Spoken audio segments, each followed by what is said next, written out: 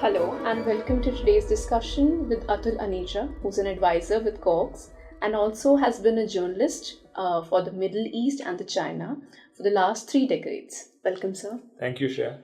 Pleasure to be here. So, you have worked immensely in the Middle East as a journalist. Yeah. How do you think the Middle East is getting redefined? Very, very strongly redefined. You see, one sees that West Asia, North Africa. Now, you look at various geographies within the Middle East. If you see the Gulf countries, they are coming into their own. They see that America, on which they were very, very clearly aligned, is only one major pole. But their world has changed and they have picked up the multipolar moment quite well. So they are diversifying the relationship. The relationship of, let's say, UAE or Saudi Arabia. Saudi Arabia will be the biggest within the Gulf countries. I mean, it's amazing. If you go to Jeddah today, you will find this car's Hawal, which is a Chinese car, as one of the bigger brands on the roads. That itself reflects the relationship with China, for example. The India-Gulf relationship has moved tremendously to the extent that some of the strategic oil reserves of Abu Dhabi are being kept in India. So that's the level of trust that has developed between India and the UAE. The Russian relationship has changed between the Gulf and Russia. So, they are transitioning to the various poles of the multipolar world. And that is one major thing which one can see there. There was an attempt of regime changes. You saw it in Iraq, you saw it in Syria, not Syria, sorry, Syria managed to survive, Libya and Tunisia, Egypt, but you see a bounce back coming in many of these geographies as well. So you find a new relationship, a new outlook of the entire region towards the world, which is more independent than before. So the traditional ties with the West are loosening. They're not disappearing. They're being reshaped, and new players from the emerging economies are making a prominent role in West Asia and North Africa. Sir, do you think Middle East should take more responsibility for making the global South resourceful? Look, these are natural processes which are taking place. So nobody, so long as it is in their self interest, they'll do it. Now, let's see the BRICS.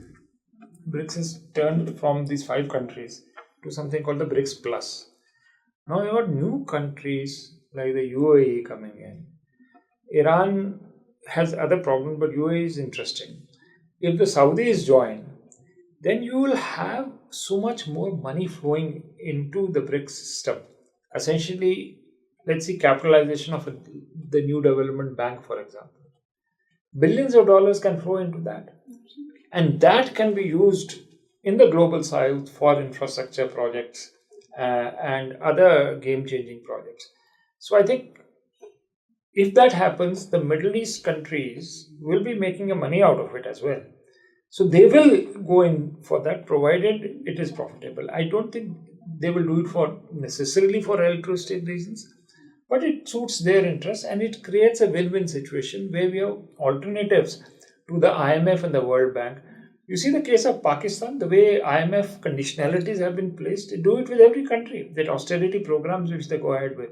So if you have alternatives through the Middle East coming in terms of the BRICS Bank, which is the new development bank based in Shanghai, or the Asia Infrastructure Investment Bank, AIIB, if more capital flows in that, then I think it's going to be game changing.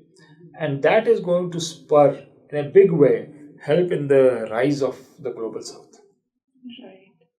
What do you think are the challenges faced by global south currently? See, Shreya, essentially, why are you poor? Because infrastructure. I think that is the biggest problem. You don't have ports, you don't have roads.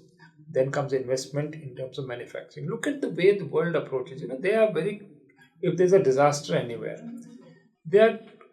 you will find humanitarian organizations going there, helping people, give them humanitarian aid, food, hospitals.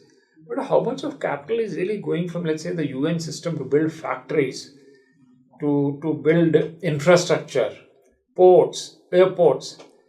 That's what drives the rise of the global south country. So that is the biggest challenge. How do you attract this investment? And that's where I think countries like China are coming into the picture. They're building roads. There's a problem. There's a debt trap issue which comes along with that. May or may not be true, or true in some cases and not true in some others. But that's what they need. I think India, we go ahead with high impact projects. We provide humanitarian aid, but it's time that India also gets into the infrastructure arena, because that will lift. For example, if you harness the waters of the Congo, you can generate up to 25,000-30,000 megawatts of power, enough to industrialize the entire Sahel, which we were talking a while ago, right?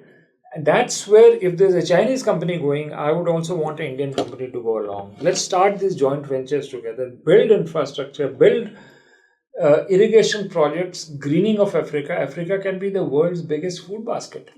So you don't have food security issues over there. The world benefits out of it. And then you have these huge resources from lithium to oil and gas. So these can be very, very, rich countries of the future. And I think it's doable, the way the world is moving into multipolar zone. But we need to focus our energies now to get from objective situation to projects, and cooperate there. The companies have to then get downstream it into actual breaking the poverty bottlenecks. If you build ports, you get exports through. Kenya, for example, huge exporter of flowers.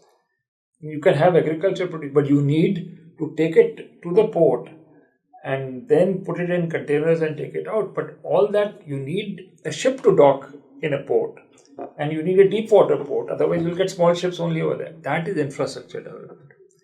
So this is actually also the Chinese model, by the way. They, as Deng Xiaoping used to say, build instruction and they will come. Build infrastructure and they will come. So you build infrastructure, capital will flow into your countries, and that will be the sort of game changer. We're on the cusp of it. We'll see. I'm hopeful. Right. So is global South relying most on the West?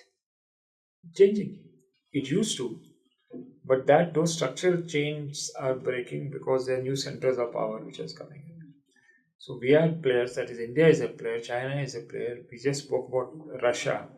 They are now players along with the traditional players, which would be the Americans and which would be the British and the French. But it's quite a mix right now. It's no longer a playground of the West. That already has been broken. And I think with what happened in Niger, a second wave of decolonization has started in Africa. The first wave was in the 60s, but now we have another wave coming in. And more importantly, people are thinking differently. See, ultimate decolonization is the decolonization of your mind. When you start thinking independently, you start going into your own tradition, you try and find solutions which are not borrowed solutions. Yeah, getting over the colonial hangover. That is the ultimate liberation. I think we're starting that in Africa, which is happening. In countries like India, China, it's already happened. We think so much, and with your generation, it will be even less so. So I think that particular, white man's privilege, right? I think that's gone. Who thinks, the color of your skin anymore? I mean, what you bring on the table is more important than from where you come from. So this is a heretic age. You're questioning everything. So, and which makes it so interesting and so promising. And frankly, I'm hugely optimistic to be in this transitional era. It's hard to predict where will it go finally, but at least the ice has broken. There are opportunities here. Now, it depends on us that how we leverage them into our advantage and probably to mutual advantage. Thank you, sir. Thank you for giving your insightful opinions. Thank you so much. You're very welcome, Shreya.